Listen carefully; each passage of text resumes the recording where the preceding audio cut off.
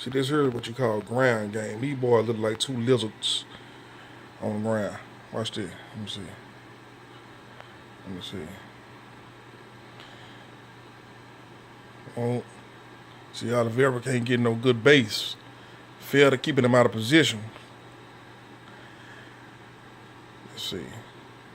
And see, you see, he ain't clenching his hand. He could clench his hand, but see, what it does is those moves burn your arms out more than anything in the world. So it actually gets you more tired than the person that you're trying to choke when you're in a bad position.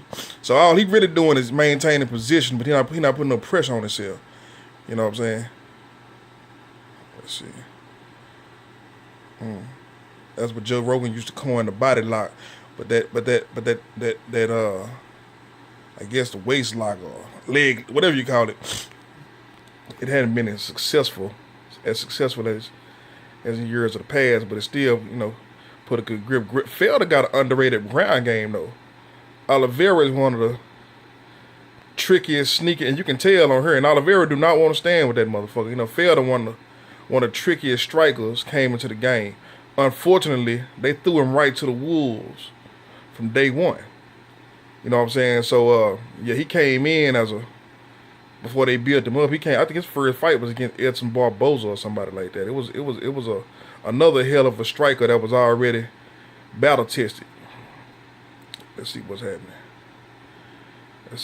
Now we got to pause because one thing UFC don't play is uploading they shit. So that's why we ain't got no sound. Oh, we back now. There's some shit happening. There's some ground and pound, some wild ground and pound action.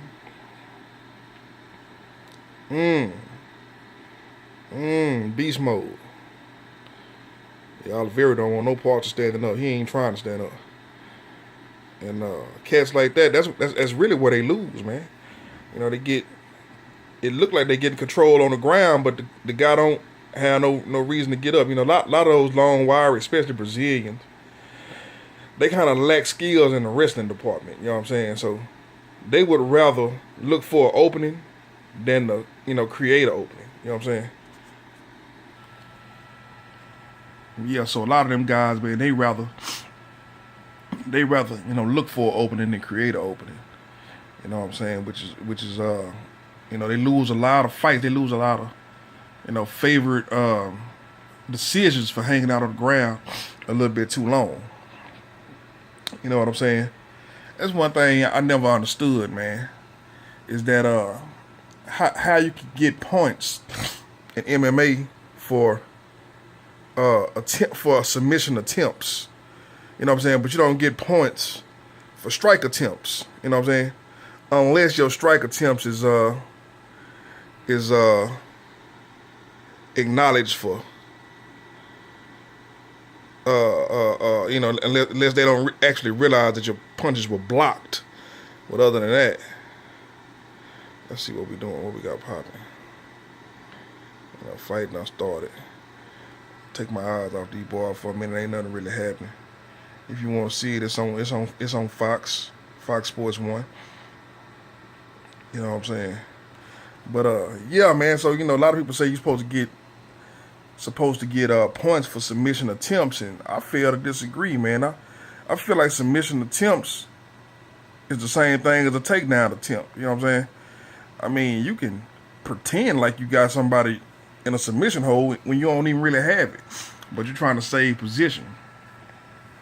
So that's one of the things I kind of disagree with a lot of the, UFC experts and shit like that. Look how many submissions he threw up. And I said, yeah, man, when you control the position, as part of control.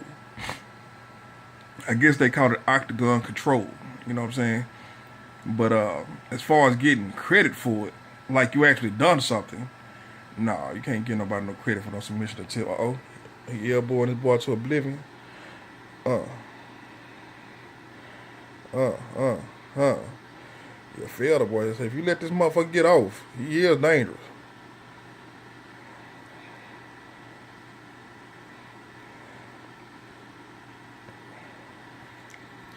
But what made me put an eye on this, man, was I like good examples of exciting ground fighting. You know what I'm saying? When motherfuckers doing something, you can't say motherfuckers just laying on the floor wrestling. You know what I'm saying? You gotta appreciate the sport and what the sport is.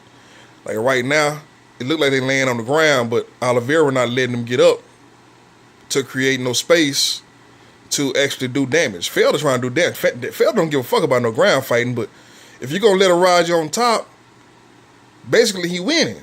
So you losing. This her that is a losing tactic in MMA. But for some reason Brazilians think that's the thing to do. You know what I'm saying? Now that's what he want to do. He want to get a leg, like he want to get a submission. He do not want to stand up with Paul Felder. Anyway, I think I done ran my mouth enough on her, man. Let me go on and get up off this hole. Hold on. We might see some more elbows. Might see some more ground and pound. You know, Felder got that Fedor ground and pound. He punching the shit out this nigga. Like elbows illegal. Let me see. Let's see. Alright. I just want to see one more. When I see one more, we out it.